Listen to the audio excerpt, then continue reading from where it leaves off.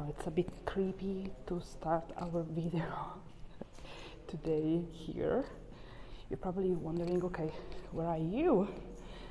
First of all, I just want to show you that I am the only one. When I took the ticket for the dome, because this is where I'm going, the person at the ticket booth was quite surprised because I think he was not expecting someone climbing the dome today. The weather is not that good and it's pretty rainy, but I mean, this place is so beautiful, you must see it, absolutely. And this is something that we usually don't do. Oh, I'm Federica, by the way. This is something we usually don't do during our Vatican tours for a very simple reason. The entrance for the dome is the same entrance for the Basilica, and you know that there's a long line in the square that cannot be skipped. And so this is why, I mean, it's quite unpredictable to know when you are going to start climbing to reach the dome. So this is the reason why we usually don't climb with our clients. And in my opinion, it's a pity because it's an incredible experience. A bit exhausting, as you can hear for my puffing breath. But anyway, you have two options when you buy the tickets. You can buy the €8 ticket, and if you want to take the stairs, and this is what I'm doing today, or you can buy the €10 ticket to take the elevator, the lift. But the lift takes you to the first level. So the lift helps you skipping 231 steps, but if you want to go to the second level, so if you want to go to the top of the dome, you have to climb a further 320 steps. That is basically for the more adventurous visitors, I guess. If you suffer from claustrophobia, well, it's not for you, because the steps become narrower and narrower and more winding, ending in a tied corkscrew staircase. So think about it.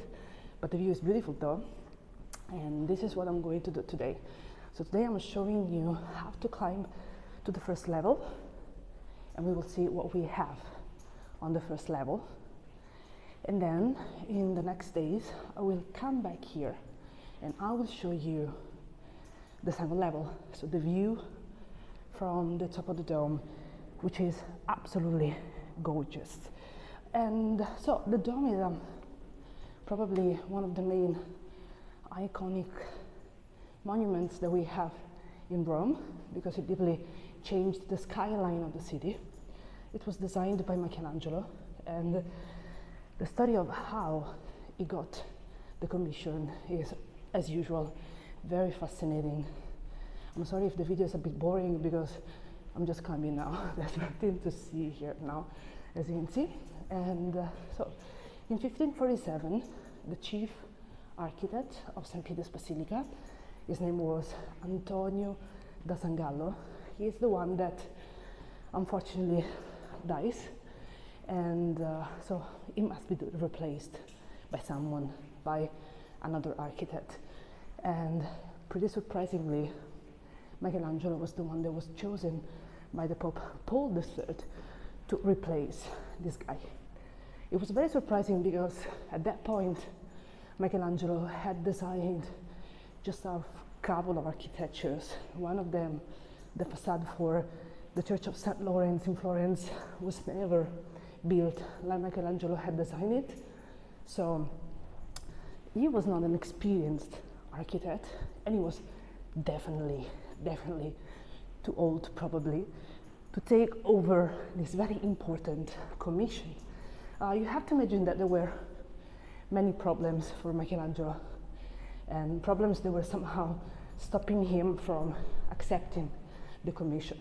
The first problem is that he was definitely too old. He was 71 years old when Antonio da Sangallo died, and Antonio da Sangallo actually died at the age of 61.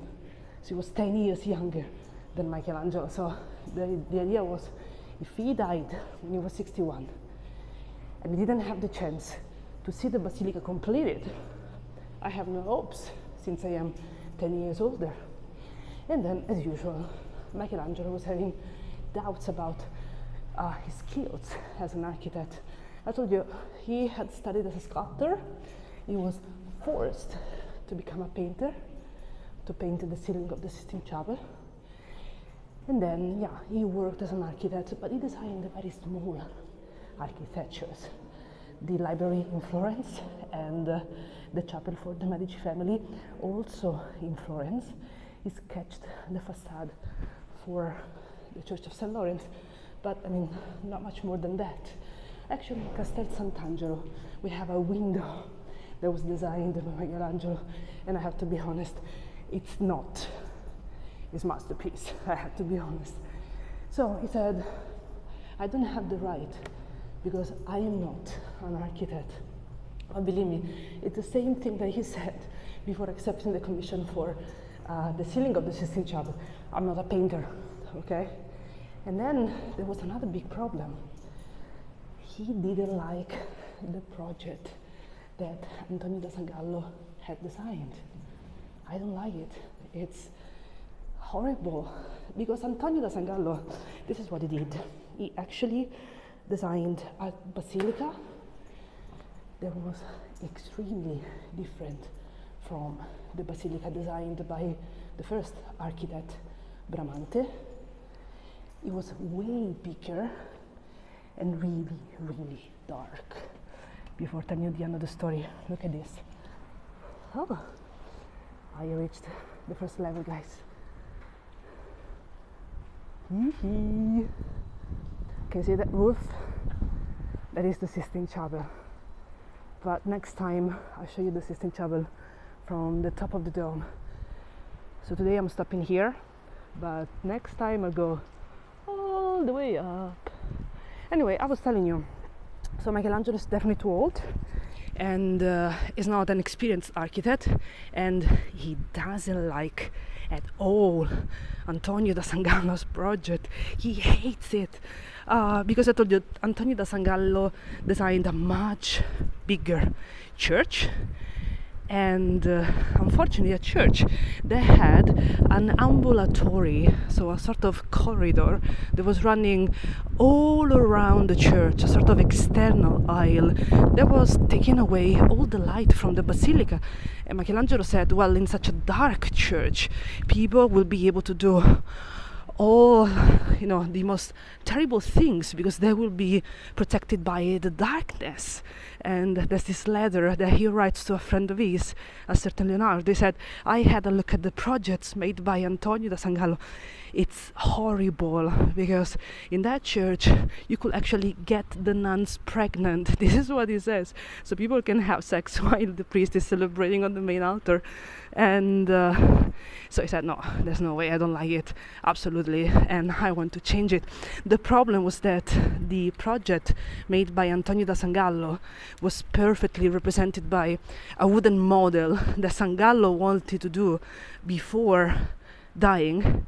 It took them 7 years to complete this huge model in wood that was actually describing perfectly and very carefully the project that had to be built. Okay, so that was a way to say, hey, we spent 7 years to make this project, so this is what is going to be built. Stop changing, stop modifying the project, we're sick and tired of it, we need a basilica, and this is how we want to build it. The wooden model, I had the chance to see it. It's absolutely beautiful, but very, very big. It was an extravagance, very expensive. I mean, you need money for the basilica. Why are you spending so much money for a wooden model representing how you want the basilica to look like? I mean, it's quite crazy, isn't it? And while I'm talking, I'm sorry guys, but I'm getting distracted because the view is great. I told you the weather is not that good today, but I kind of like it. You see, the clouds are opening, the sun is coming out, and from here you can see the long big palace. If you had the chance to come to the Vatican museums, you probably recognize it. You recognize the huge half dome of the pinecone courtyard, and then you can also see the long galleries. You remember the gallery of the maps, the gallery of the candelabra, the gallery of the tapestries. This is one of the little domes that surround the big dome. As you can see, I'm going back down because I want to show you that, probably you noticed that, I want to show you that the dome now is completely covered with scaffolds, because there's a very important restoration that is going on right now. And what are they doing? Well, they are cleaning, well, they are studying the stability of the dome, and they are ready to replace a few bricks just in case, they're not strong anymore. But they are, above all, cleaning the surface.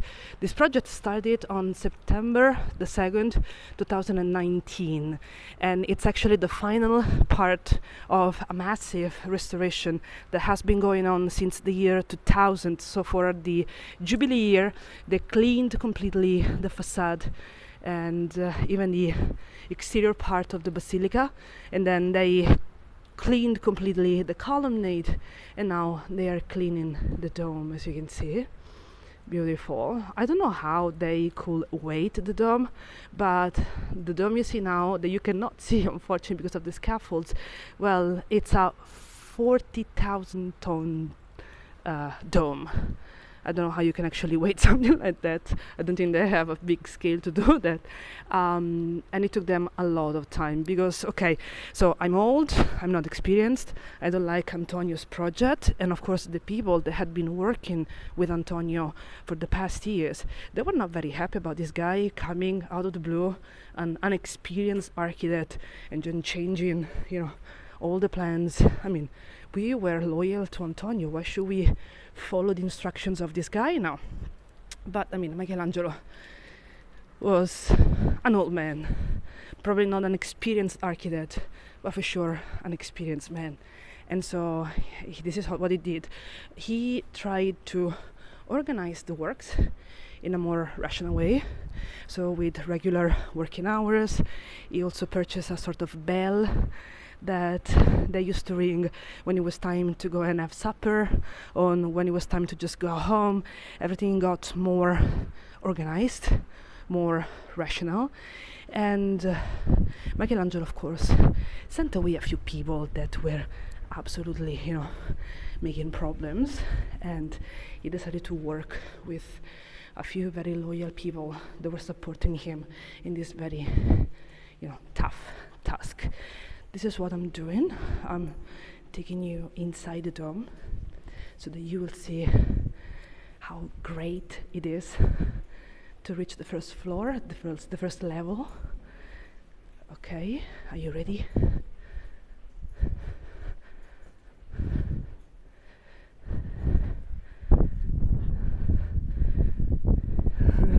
This is one of the most exciting experiences you can ever have at the Vatican. Do you recognize the dome?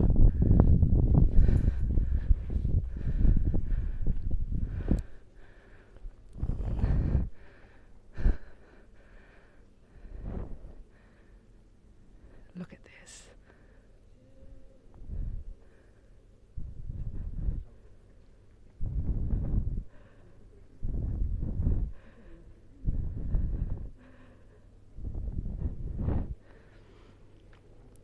This is just spectacular. And as I usually say during my Vatican tours, you can understand how really big the Basilica is just if you come up here and you look at the Basilica from above. It's just incredible. So this is the dome designed by Michelangelo. Unfortunately, Michelangelo never got the chance to see it completed. This is the problem. He died, well, he took the commission in 1547, but he redesigned the Basilica. He changed the project of Antonio da San Gallo, as I was telling you. And he started working on the dome, specifically on the dome, probably 10 years later, more or less. So let's say in 1557. And when he died in 1564, just the drum of the dome had been built. And then, unfortunately, the dome itself was still a big question mark. And I'm quite sure that no one had the nerve, the courage of, completing Michelangelo's project, because the responsibility, I think, was definitely too big.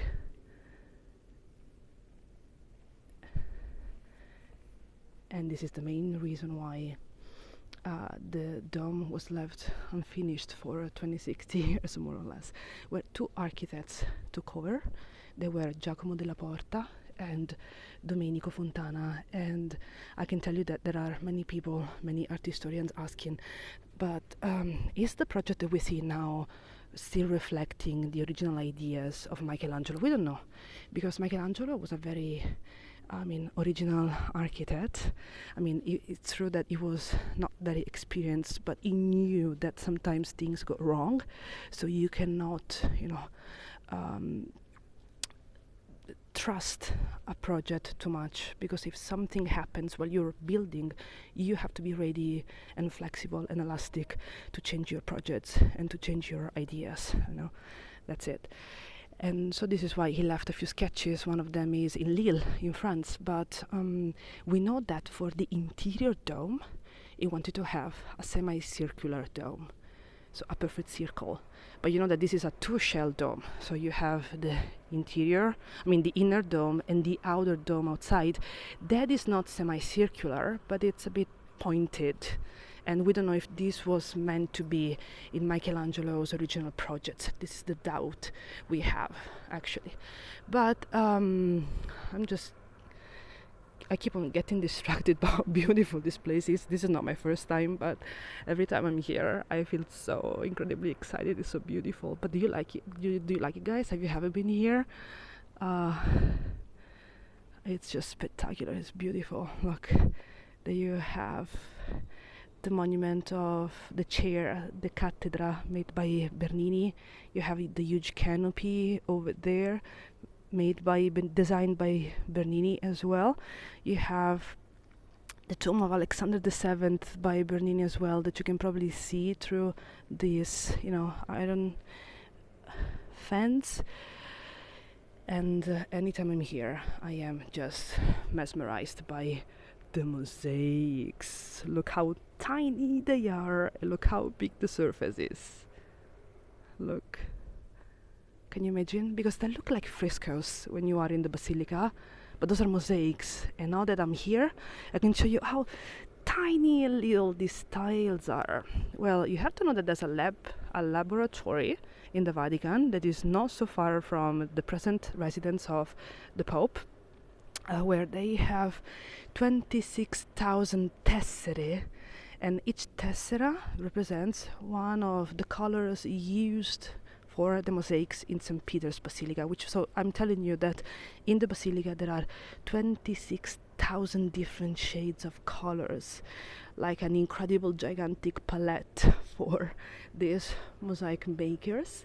And these are, of course, tiles made of glass and natural stones, but I am so in love with the golden one. That is real gold. That is real gold leaf. Do you know how they make it? So just imagine you take a very, very, very thin piece of glass, you put some gold leaf on top of it, and then you put another very tiny little piece of glass. So you just make a sort of sandwich, let's say so, and which is very important, because this is how you protect the gold leaf inside, and this is how the gold leaf remains so shiny and bright and beautiful. It's just, spectacular, absolutely spectacular. And I was telling you about the two-shell dome. So the inner one probably is a perfect, idea, perfect example of what Michelangelo wanted for the dome. The other one is a bit more pointed, as I was telling you, because probably it was slightly modified by Giacomo della Porta. What it's absolutely sure is that Michelangelo wanted to make a perfect mix between two famous domes that he really loved and he knew perfectly. The Dome of the Pantheon, which is a concrete dome, not a brick-built dome, and the dome in Florence, in the Duomo in Florence, okay?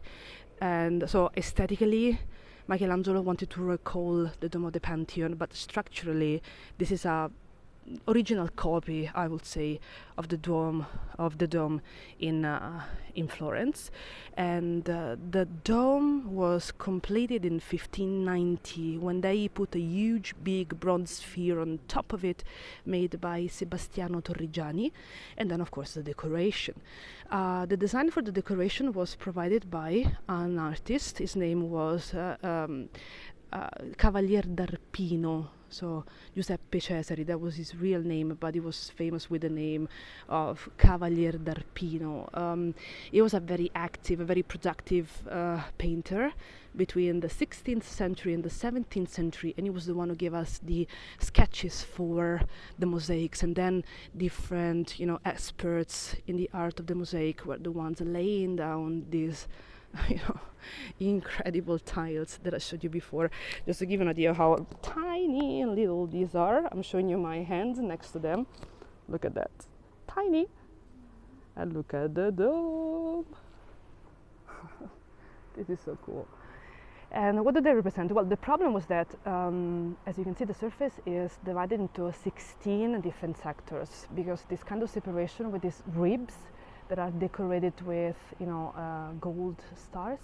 As you can see, it's reflecting the structure of the dome from the outside. Unfortunately, because of the scaffoldings, I couldn't show you that the dome is a sort of big pumpkin, okay, with 16, different pieces that are perfectly reflected by the structure of the dome inside. So the dome was not a gigantic big surface, but it's divided into 16 sectors, as you can see, and the sectors, of course, they become smaller and smaller as you get to the top of the dome. And so it was absolutely necessary to understand what to represent, and so this is why you have 6 levels of representation. Well, right in the center you have this inscription that is telling you that the Pope Sixtus V was the one that completed the construction of the dome, and the decoration began actually during his pontificate, and this was made for the glory of St. Peter. And unfortunately you don't see that right on top of it. Probably you see it. Let me zoom in. You can see here, okay, there's a mosaic that represents God surrounded by angels, and then you have other angels, and then angels with praying, and then angels with the instruments of the Passion of Jesus Christ, and then you have the Virgin Mary, well, the main protagonist, Jesus, and then of course, saints, okay, all around, the 12 apostles, and then what I love is this huge, big circular panels representing the 4 evangelists that you can recognize, because I'm sorry, but it's a bit difficult to show you with the mobile phone. Yeah, I don't have so much technology to help me, even because it's impossible to make videos here with tripods or selfie sticks or whatever, so I'm sorry if the quality of the video is not that good. But anyway, so you have the 4 evangelists supporting the dome. Some people usually ask me, okay, but what's written there? As you can see, there's a long inscription. It's in Latin, because I think that Latin is still the official language of the Vatican City, and you can read Tu es Petrus, so you are Peter, and upon this rock I will build my church. And you also have another inscription, Tibi dabo claves regni celorum, and I'll give you the keys of the kingdom of God. And then you have a red cross over there. Those are mosaics as well, okay? And apparently each letter is 9 feet tall. 9 feet, guys.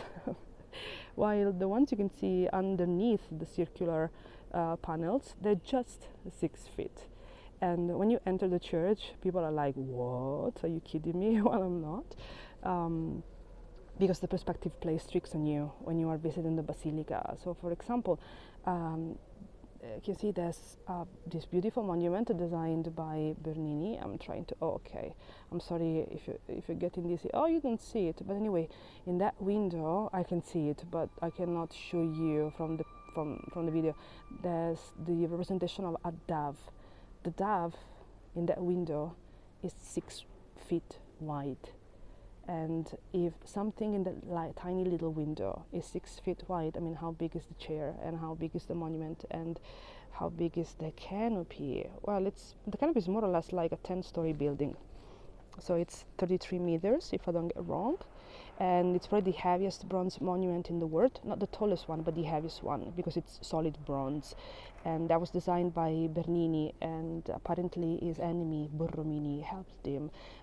We mentioned Bernini and Borromini in the beautiful walk that Guya and Grace Lynn had a few days ago.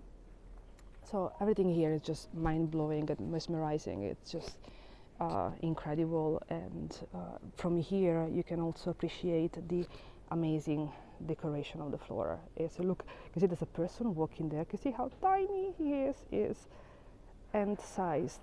You see, it's so cool. And so I was telling you about the decoration. I was telling you about the mosaics, as you can see, and yeah, great, absolutely great.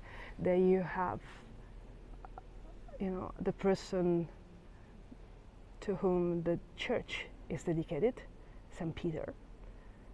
And I think you know that right underneath the main altar we have the real tomb of St. Peter.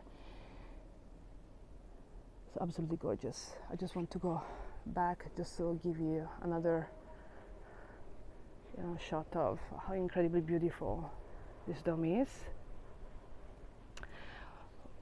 And I don't know if you noticed, there's a guy over there that is actually working here, that spends 8 hours a day, I guess, sitting on top of the word to control the situation. It's so cool. Yeah, very beautiful.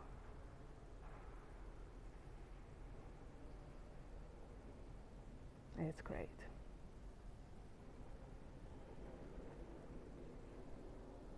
Okay. And now, since you cannot spend too much time in here because of security, because of the restrictions of the coronavirus, I'm going out. But can you see that I am the only one here? So I'm very sad because, I'm unemployed now, but, as a tourist, because I always feel a tourist in these places, this is just spectacular. And in the past it was possible to walk all the way around. Now I think that since you cannot, walk back and forth, but you need to provide a one-way itinerary, as you can see, that block the passage. But too bad, because it would be great, to have the opposite point of view. And so this is the dome.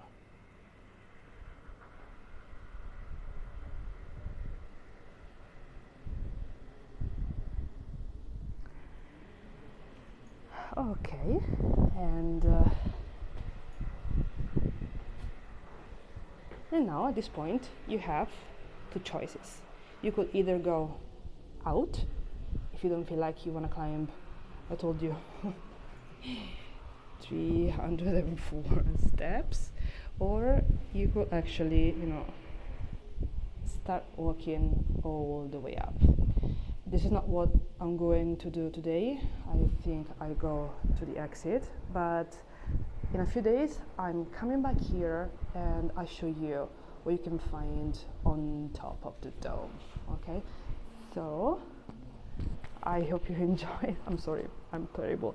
So I hope you enjoyed the video, and I hope you enjoyed this interesting walk in the most beautiful church in the world. And see you in the next days, because I want to show you the view from the dome.